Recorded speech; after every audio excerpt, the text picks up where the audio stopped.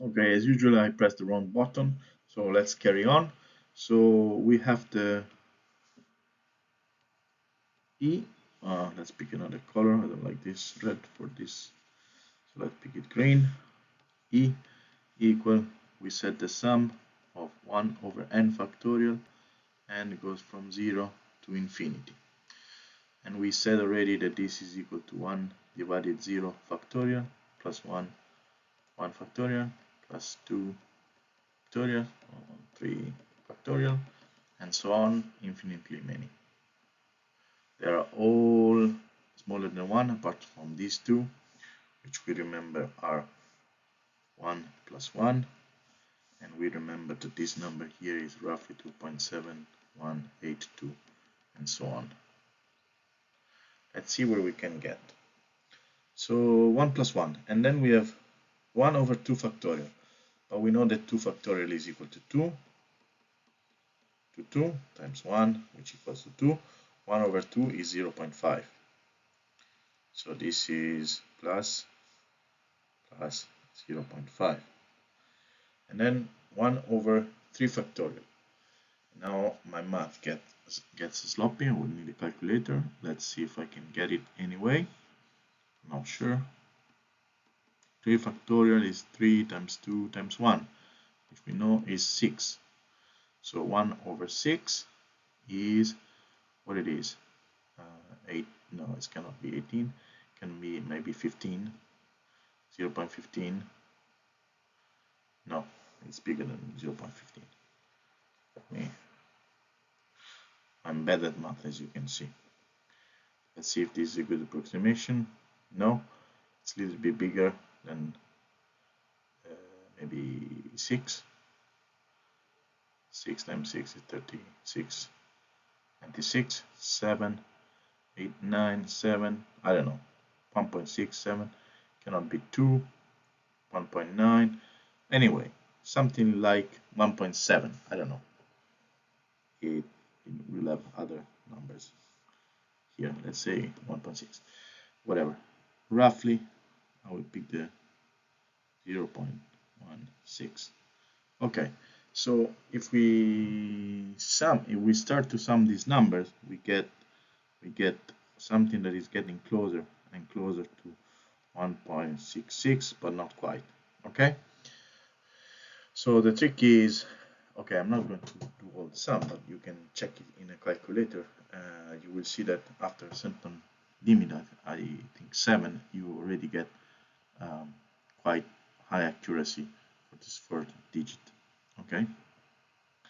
But what I want to now go on and say that this is kind of the basic building block, this number here, for those functions that I introduced in the first slides, in the first minutes of this slides. Okay, so why this function is what does it mean to do e to the x? Okay, now we need to do step back and remember what the derivative of a function is. So we have a function, and we did our slides on derivatives, and we remember what it is, derivative of a function. So derivative function is described as the function plus some number, displacement, let's say a small displacement in some direction, minus the same function at the initial point. Okay, and actually it should be written in x0. Okay, so we take the derivative in a point, a precise point, x0. So the derivative is this ratio between x0 plus minus x0, and then we need to take the limit for h that goes to 0. Okay, So there is a ratio of two numbers, and we take this ratio and we make it closer and closer.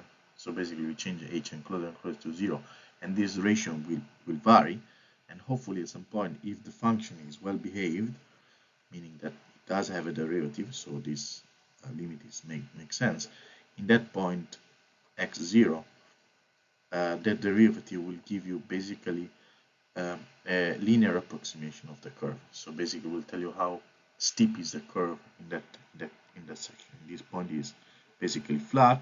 If you take the derivative here, basically it gives you a small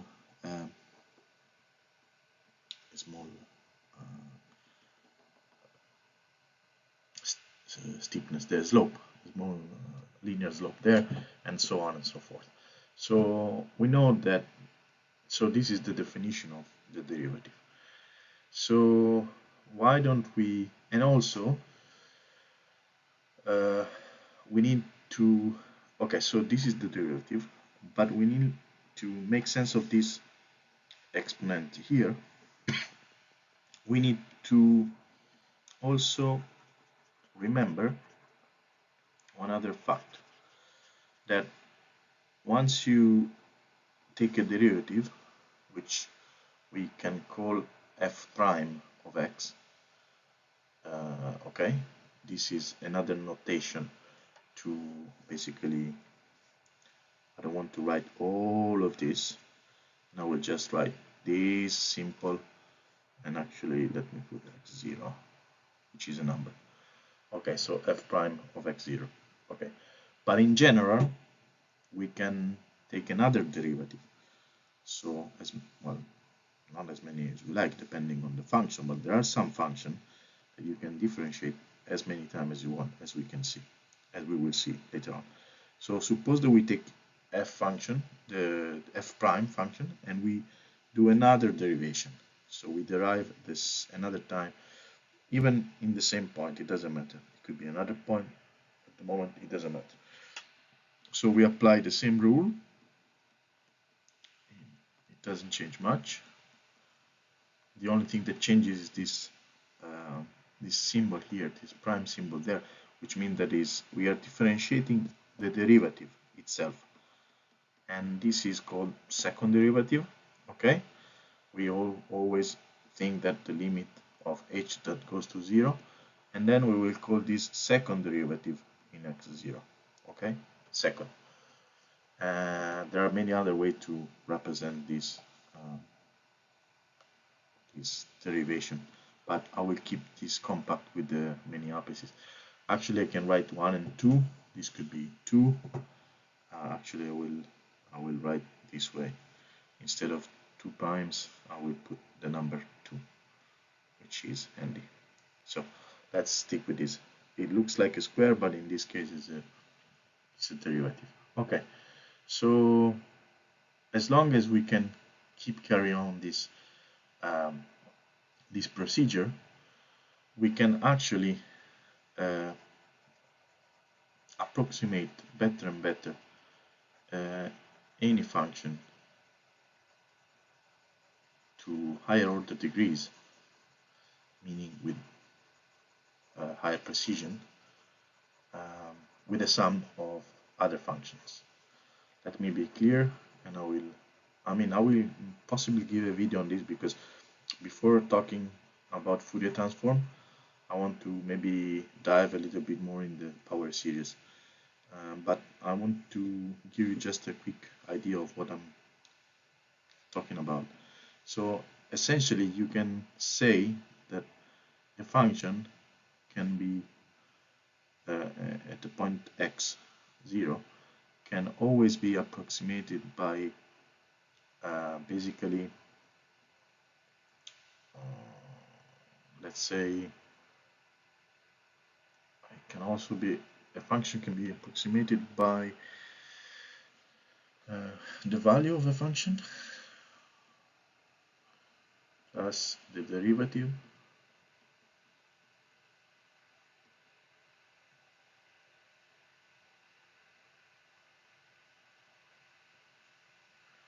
plus the derivative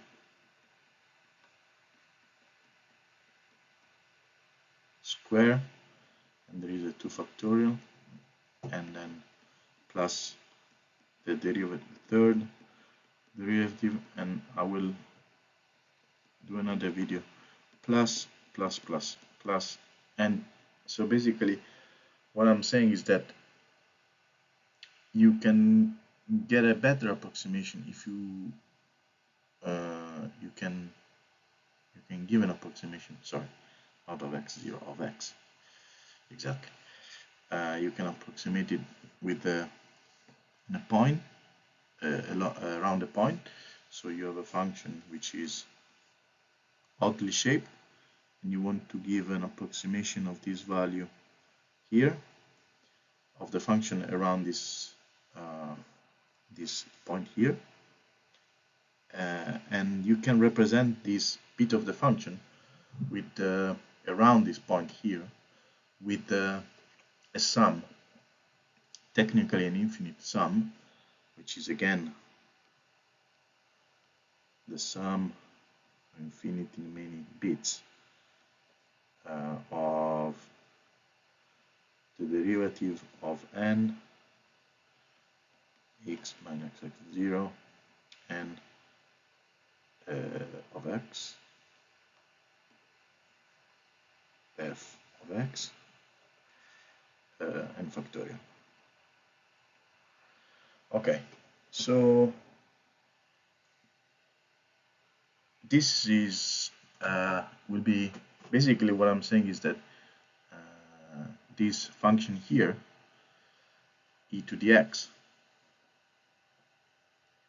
can be thought as a sum of many of these terms here.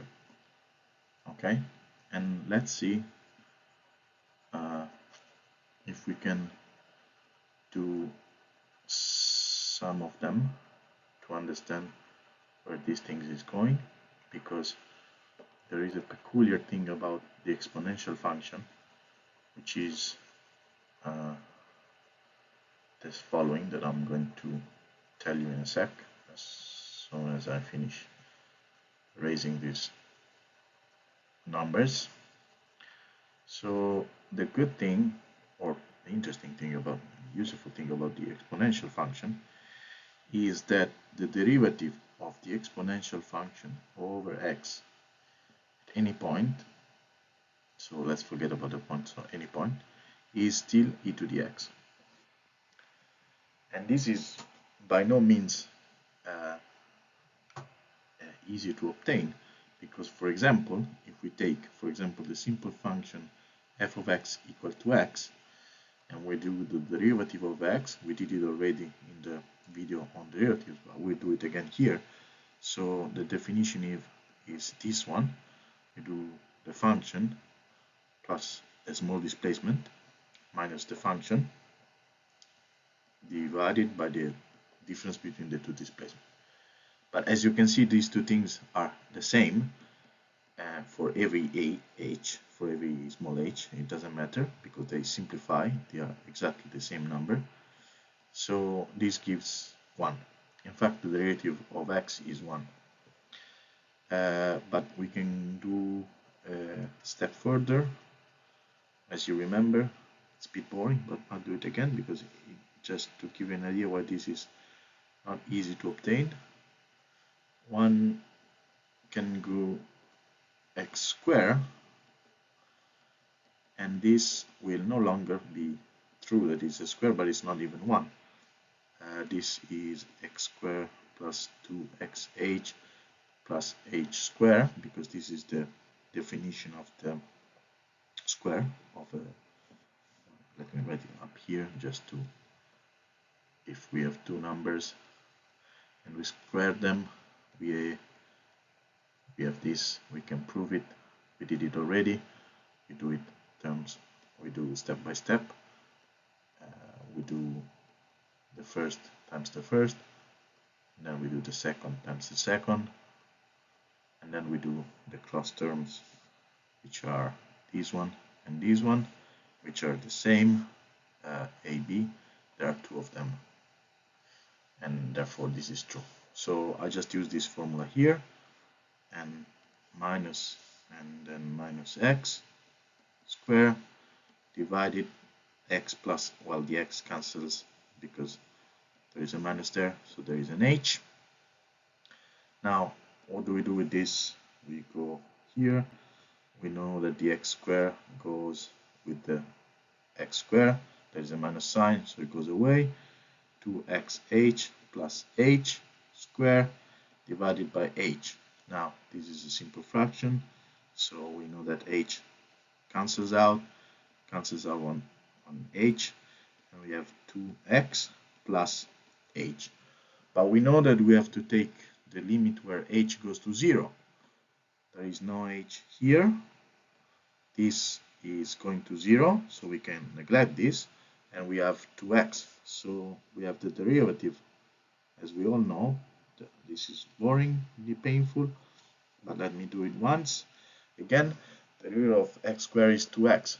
So as you can see, two simple functions do not have the derivative that is the same as the function. And by the way, this is true, as we know already, for every polynomial. You should watch the video on derivative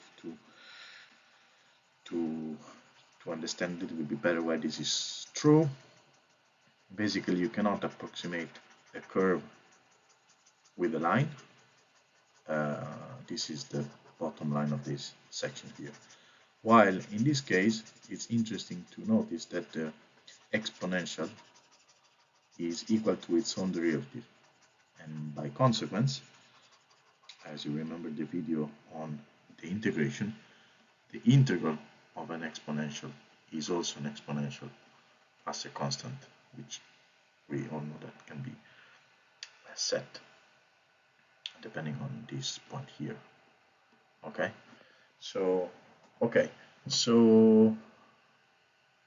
right, so this is kind of cool, but let's see why this works and if I can derive it. So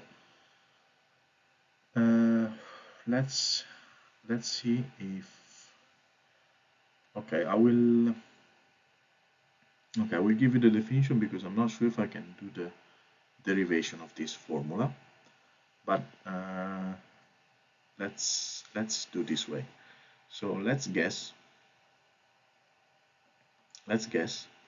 and this is what happened, is that we use this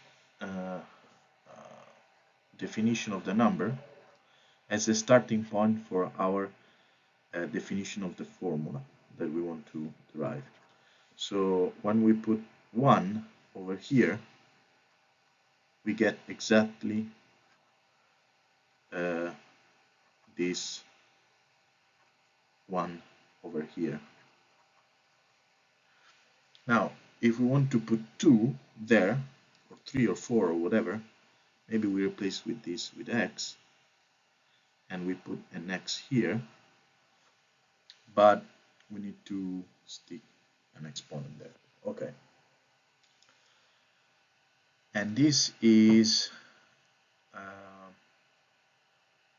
this is hard to explain. I'm not sure why it works this way, but let's work it backwards. Let's see if this definition here makes sense with the fact that the derivative of the exponential function is an exponential itself.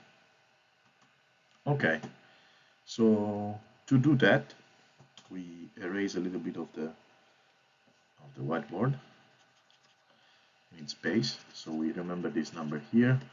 We already used this one, and we don't need it anymore. And let's be quick about this. Sorry guys, I don't have a better way to do this. I have to improve a little bit. Well, quite a lot, looking of what's around the internet. But anyway, okay. So this guy n equal to 0 infinity x to the n factorial.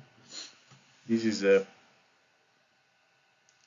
let's see if this makes sense. Okay, so how do we start? We break into pieces as usual. So n0, x to the 0, 0 factorial, plus x to the 1, 1 factorial, plus x to the square, 2 factorial, plus x to the cube, 3 factorial, and so on, so forth. It goes infinity. It goes to infinity. Well, exponentially goes to infinity, in fact. Because the function, as you remember, is this one that blows up infinity quite sorry, x and y, and it goes up to infinity that way, so it blows. But okay, so let's do, so first of all, anything raised to the power of 0 is equal to 1, and we know that 0 factorial is equal to 1, so the first term will be again 1, but we know that. And then there is x, because 1 factorial is 1, x to the first order is x. And then we have x squared 2 plus x3 over 6, x cubed, sorry, over 6 plus many terms. Okay. Now,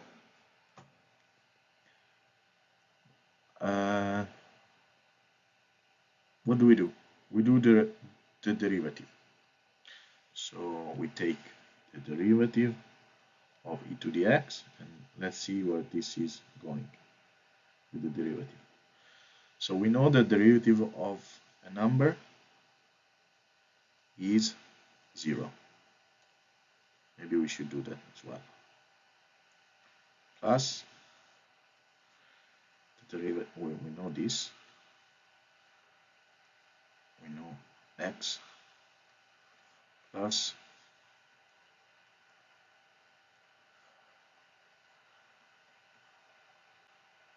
by 2,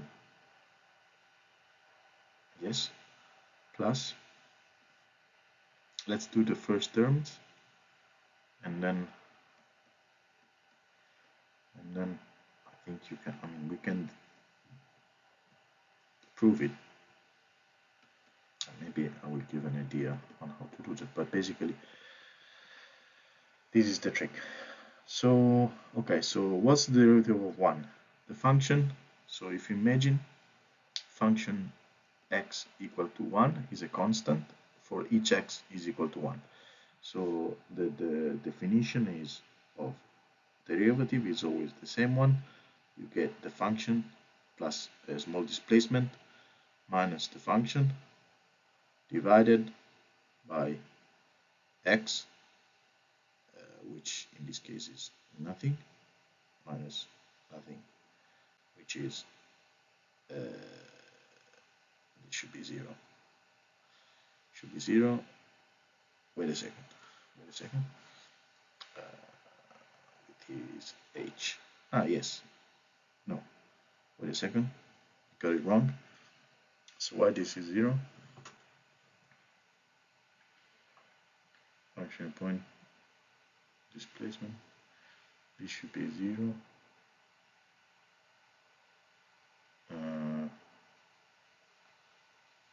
Okay. Okay, this should be 0. Okay, I will get back to that. I'm stuck at the moment. But anyway, the derivative of a flat, of a constant is 0. So let's cancel this, and this is 0. Now I cannot make the formula work for some reason, but let's not fixate on this. Basically, it means that if you have a constant function which is flat, there is no steepness, so there is no elevation. It never changes. So the derivative by definition is 0. The derivative of x over x, we already know it's 1. We did it before. Of 2x is 2x, but we have to divide it by 2, so this will cancel out. And the derivative of the cube is 3x squared. You can watch the video on derivatives to get this right, and this is 6, and then we need another order to convince you that this can carry on. We need a proof for that, but let's stick with this.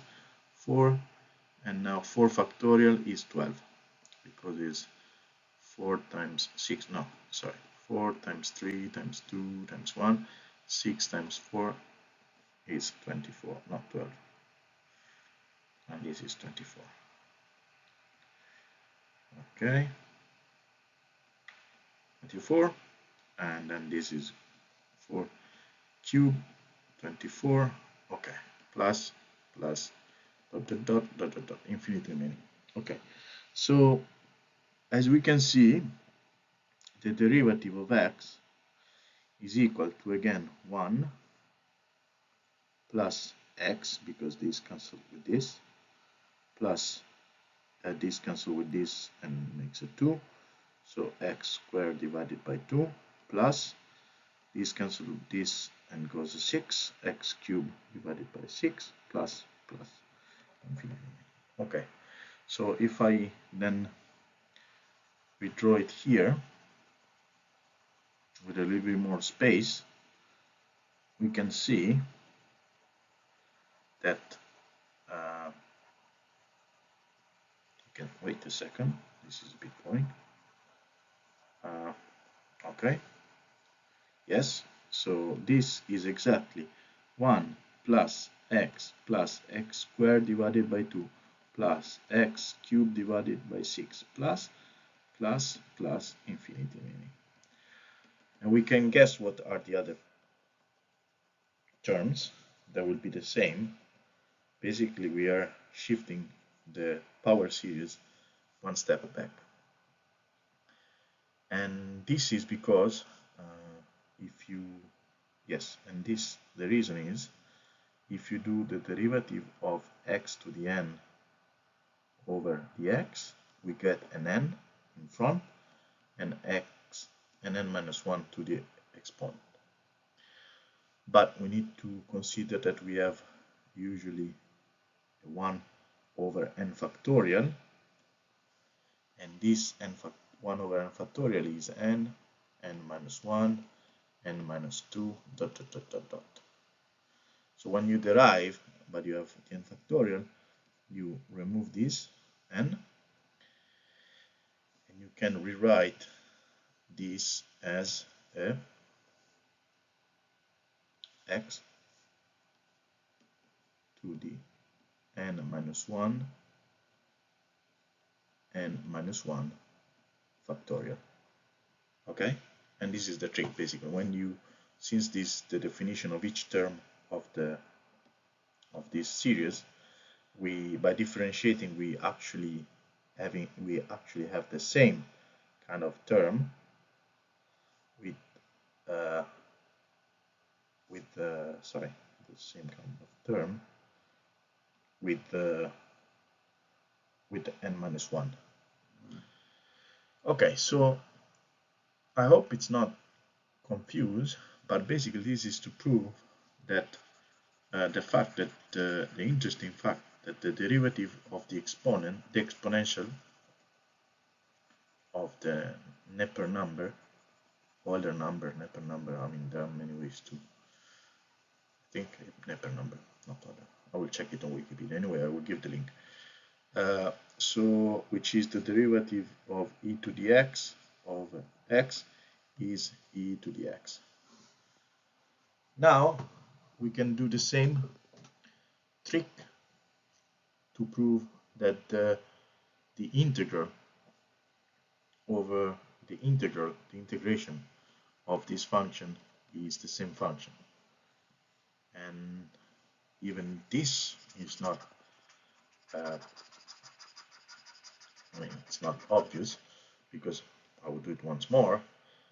For example, if you take the integral of 1 over the x, we know that the integral of 1 over the x is x.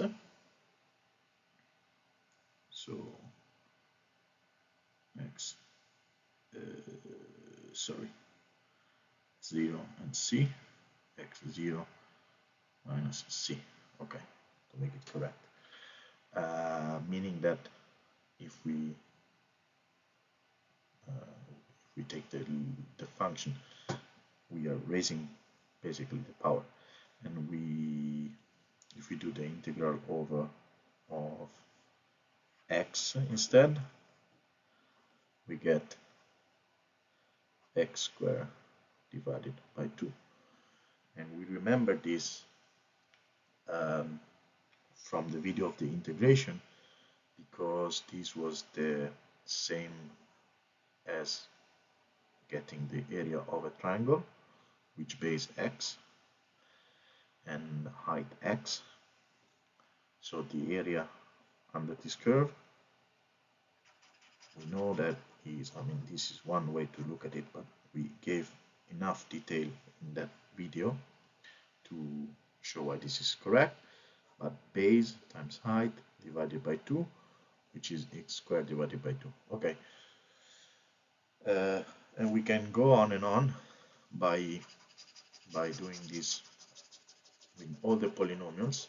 We did that already in the video for the integration, and I just remind you the formula, which I hope I'm not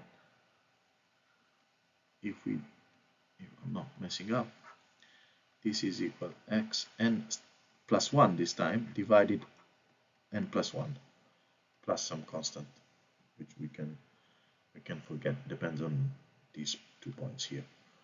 Okay, but the shape of the function gets raised to 1 power more divided by the same amount of the power here. Now we can leverage this idea, well, this fact, to integrate e to the x, okay?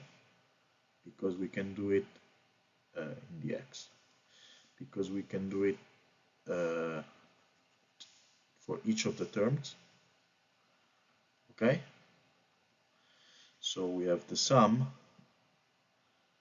Okay, now to be sure, to be fair, I need to say that this thing works only because this is a well-behaved function, meaning that usually when you have an integral and a sum of an infinite number of terms, you cannot, you're not allowed, it depends on the cases, but you cannot do, not always you can replace the integration with the summation.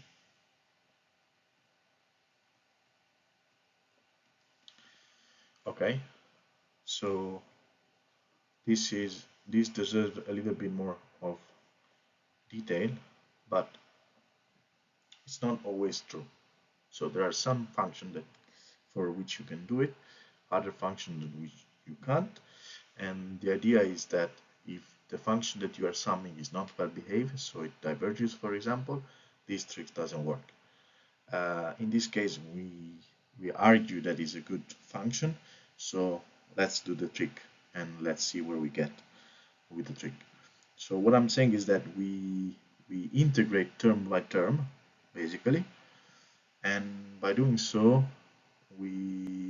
let me write it up here. So we know that already. Let me erase this bit here. Okay, and then we'll get back to that. So we want to use this formula. So we want to integrate term by term. So we basically do this. Do the integral, the sum of the integral of x to the n factorial and over dx. Now, the first one will be 1 because x0, we know that. The second one will be the integral of x dx. The third one will be the integral of x squared over 2 in dx. The third one will be x cubed to the 6 divided by 6 in dx. Okay. Let's deal with the first term. The first term is easy. We know that the integral of 1 is x.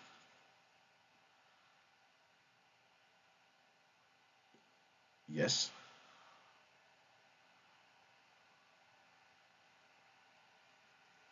Is x. Now, the integral of x is, we know that is x squared divided by 2. So, plus x squared divided by 2. And then we have x squared divided by 2 cube. Sorry, integrated x squared divided by 2 integrated. So we use this formula here. Use this formula here, which I already used before. And this goes, so we go 1 up. We divide it by 3, and there is a 2. Okay, and we can cancel this term here. And then there is cube over 6. We do the same. Plus, we get an extra term for free here for 6 times basically 4, right? Plus 1, plus 1, plus, exactly. Anyway, and then there are other terms which I'm not going to draw. Anyway, we can forget about this one because we didn't write it there. We are happy with this. 3 times 2 is 6. So at least we get it right to order number 3. So we know that this is 1, this is x, this is x squared divided by 2, this is x cubed divided by 6. We can see that these ones are the same as this one, and all the other will be the same as well. I guarantee you that. You can check, or you can write a program. You can believe me. That's fine. But one thing that I want to highlight is that we are missing 1 here. Where is the 1? Okay, the 1 is the fact that we need to choose a starting point. We choose a starting point 0. When we start from 0, the first point will be the function. No, that's wrong. Yeah, 0. So x, we want to, we can set it equal to 1 when we end up in 0, right? Yes, when we end up in 0. Okay, so we start from a point and we end up in 0. E to the 0 is 1, and that's the final point, for example. Final point, or the initial point, doesn't matter. Anyway, there is the starting point that is 0, and this is because it depends where we integrate the function. But that's a detail. Just to say that basically we are rediscovering the fact that the integral over x is equal to dx, the same way that the derivative over x of e to the x is e to the x. And this is quite interesting because I hope I'm not wrong, I think it's the only function that I know that does this. Of course, you can maybe create other functions based on this one, but let's say the simplest function that I know of that does this. Okay, before finishing off, what I want to say is, okay, just recap, and then I will link some fact and concept about the exponential function. So okay, so I should get back to the 1 at some point, but okay, so just remember that we can define okay, yes, this is what I want to say. We can define e to the x as a function for which f prime is equal to x, Okay, maybe this is the correct way to put it. So we define e to the x as that function that has this property plus this property, okay, and also this is important, then in 0 is equal to 1. Okay, this is why we need to get that, we get that extra 1 as a free constant in the integration that maybe I was not clear about. But basically with these three definitions you can guarantee that the function will be e to the x. Okay, now this is and then this will be useful also for matrix and complex numbers, but I will get back to that. So yes, I want, and also remember that e to the 1 is this irrational number that is 2.7182 blah blah blah blah blah infinity. Okay, so I hope it's clear. I hope it's enough. And for next time we'll do, I don't know what we will do, but maybe power series. Have a good day. Ciao.